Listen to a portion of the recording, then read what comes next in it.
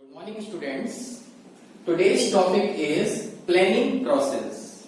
As we have already known what is planning and what are the features of planning, how planning is important. So, now we will discuss the process of planning. The first point is setting objects. As you already know, any organization has some objectives that has to be achieved. So when we are going to plan, we should set the object for the organization. As you know, organizational objects are two types. Some are general and some are specific. So it is very important that when we set the object, it must be known by every manager of every department, all the employees, what is the object that has to be achieved at any cost and how the object is important. It must be known by every department's employee and manager. Then they can devote their devotion to perform their duties. When they perform their duties very dedicatedly, at that time, all the objects of the organization can be achieved easily. And not only this is also very important to know all the employees and managers, because they may able to know what is the role of their and how much their role is important for the organizational goal. So at that time they can perform their duty very well. Now we will take another point, that is developing premises. What is the premises? We should understand. Because planning is a futuristic action, then all the planning has been performed for the future, and future cannot be forecasted. So at that time, all the managers and all the competent authorities should collect the data, and at that time what is the calculation at that time? It is not mathematical. At that time, all the managers make some assumption for the future result. So that all types of assumptions will be called premises. I think you have understood what is premises. So any organization can benefit it by the experience of the managers of their employees, and at that time, with the help of their experience, they collect the data, or we can say all the assumptions are made by the experience of our employees and managers, and at that time we develop the planning, what may be and what may not be. This is called developing premises. In this way, it is very important when we are going to plan something. At that time, all the scientific research and as well as the experience of our competent employees must be involved in developing the premises. I think you have understood this point. Now we can take another point, that is identifying alternative course of action.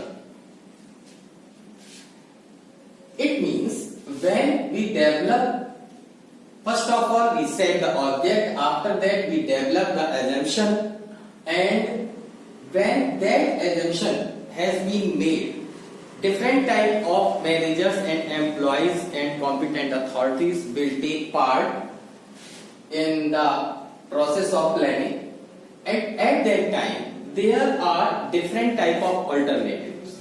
If we go through this can be happen, and if we take another type of step, its result may be good or bad. It means there are different type of views and different type of assumption. We have at that time alternative that is very good. So at that time we should identify what alternate must be applied in our organization. So there are different type of alternatives. So what is to be adopted in the setting the process of planning at that time.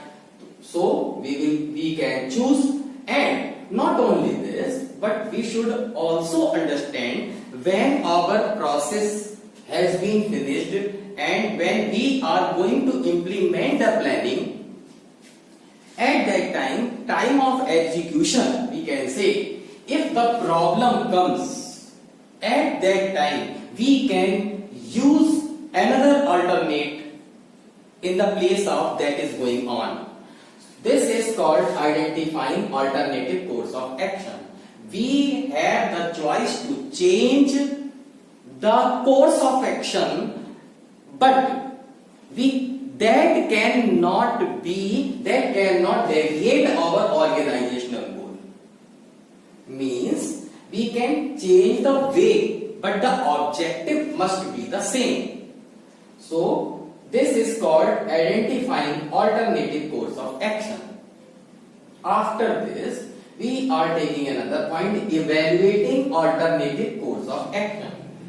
When we set a plan and we are implementing one alternate and the work is going on, at that time the evaluating alternative course of action comes. At that time it is very important to evaluate the things. The things are going on, but they are coming to near our set objective. If they are not good for our object, at that time we can use another alternate.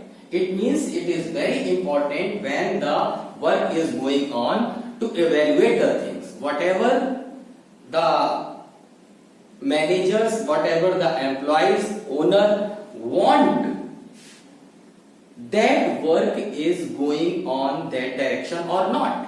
It is called evaluating. If the things are not proper, we can change the things, we can change and use another alternate. It is very important to evaluating. Work is going on, but this is right or wrong. This is called evaluating. Now we will take another point, that is called selecting best alternative. If the things are not going on, at that time we will use the best alternative at that time. If we use the best alternative at that time, it means that will be very beneficial for our organization. If there is no alternative, it will be our compulsion to use those things, and that is not good for any organization. So there must be alternates, and we should evaluate the thing. If the things are good, that is good, but if the things are not good, we will choose at that time best alternative.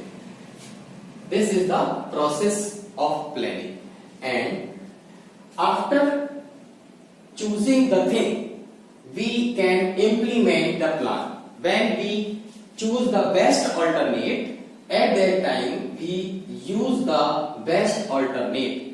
Best alternate means at that time was looking best. We will use the best plan, best alternative in implementing. And when the best plan is implemented, we will follow up action. Then the actions will be followed up. It means we can say this is the planning process. These are the objective. This is very important. We should set the object. What do you want? What is to be wanted by the organization? then we will participate, and we not only we but also our managers and employees, competent authorities, all of them will use assumption as per their experience. Then they develop the things that this must be done, this must not be done. In this way, identifying alternative, which alternative you should use in your organization, but there are different ideas. So we can say there are different alternates, and we will identify which, if we are using this type of alternate, what the result may be. If we are using another type of alternate, what the result may be. This is called evaluating, and after evaluation we will see the best option is there, and at that time whatever the best option is looking, we will use that. And after that, after selecting the best alternate, then we will implement the plan. And at that time, when we implement the best plan, naturally action will be followed up and our set objects can be achieved. In this way, we can plan a process. This is very important. In the next video, we will learn how many types of process of plan are there, how we can solve them. Till then, thank you.